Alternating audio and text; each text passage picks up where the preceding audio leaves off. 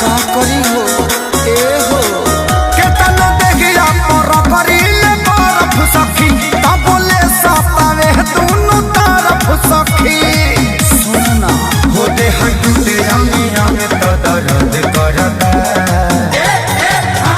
तो छूटता पसेना भी रद करता